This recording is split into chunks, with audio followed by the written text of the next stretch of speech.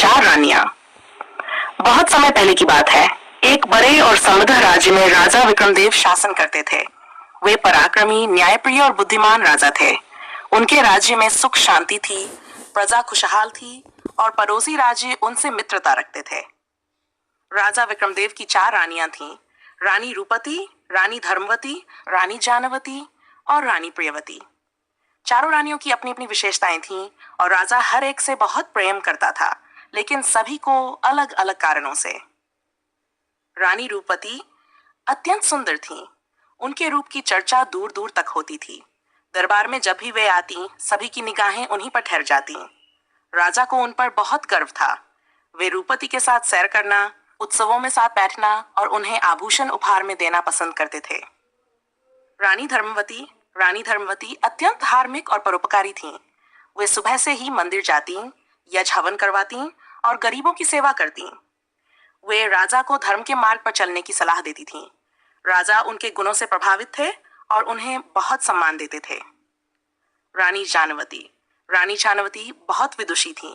वे वेद, पुराण, चुपैस, खगोल शास्त्र और राजनीति की गहरी जानकारी रखती थीं। वे अक्सर राजा को कठिन निर्णयों में सलाह देती और राज्य की समस्याओं का समाधान सुझाती थीं। राजा उन्हें अपना मस्तिष्क मानते थे। रानी प्रियवती बहुत ही सरल, स्नेही और समर्पित थीं। वे राजा की हर खुशी और दुख में सहभागी बनती थीं। जब राजा बीमार होते तो वही रात भर सेवा करती। जब राजा दुखी होते तो वे ही उनका मन हल्का करती। वे राजा से बिना किसी स्वार्थ के प्रेम करती थीं। समय बीतता गया और राजा बूढ़े होने लगे। एक दिन उन्होंने सोचा कि अब जीवन का अंत समीप है, तो क्यों न अपने जीवन की सच्चाई को समझा जाए। उन्होंने चारों रानियों को अलग अलग बुलाया और एक सवाल किया। रूपवती से राजा ने पूछा, रूपवती, जब मैं इस संसार को छोड़ दूंगा, क्या तुम मेरे साथ चलोगी? रानी रूपवती चौंक गई। उन्होंने सिर झुका लिया और बोली, महाराज, मैं आपके साथ हर उत्सव में, हर समारोह में रही, लेकिन मृत्यु के मार्ग पर मैं नहीं चल सकती। वहां तो हर किसी को अकेले ही जाना होता है, क्षमा करें। राजा को दुख हुआ, लेकिन उन्होंने चुपचाप सिर हिला दिया। दूसरा सवाल राजा ने धर्मवती से वही सवाल किया। रानी बोली, महाराज, मैंने हमेशा आपके लिए पूजा पाठ किया, आपकी लंबी उम्र के लिए प्रार्थना की, लेकिन मृत्यु के समय मैं केवल आपके लिए अंतिम संस्कार करवा सकती हूँ, आपके साथ नहीं जा सकती। राजा का दिल और टूट गया। तीसरा सवाल जानवती से। राजा ने जानवती से वही सवाल दोहराया। रानी जानवती ने गंभीर स्वर में कहा, महाराज, मैंने आपको हमेशा जान दिया, निर्णयों में मार्गदर्शन किया।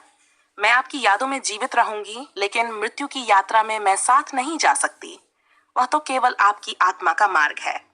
राजा अब लगभग निराश हो गए थे। अंतिम सवाल प्रियवती से। अब राजा ने प्रियवती से पूछा, क्या तुम मेरे साथ चलोगी? प्रियवती ने राजा का हाथ पकड़ा और कहा, महाराज, जहां भी आप जाएंगे मैं आपके साथ रहूंगी। चाहे वह मृत्यु का मार्ग ही क्यों न हो, मैं आपके बिना कुछ नहीं हूं। राजा की आंखों में आंसू आ गए।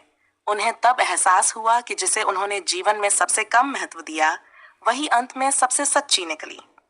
सीख और परिणाम। राजा ने जीवन की अंतिम सांसों में अपने महल से चारों रानियों को देखा। रूपवती अपने आभूषणों के साथ खड़ी थी, धर्मवती पूजा कर रही थी, जानवती एक पुस्तक में डूबी थी और प्रियवती उनके पैरों के पास बैठी थी। राजा ने अपनी आंखें बंद की और मुस्कुराए, क्योंकि अब उन्हें सत्य का बोध हो चुका था।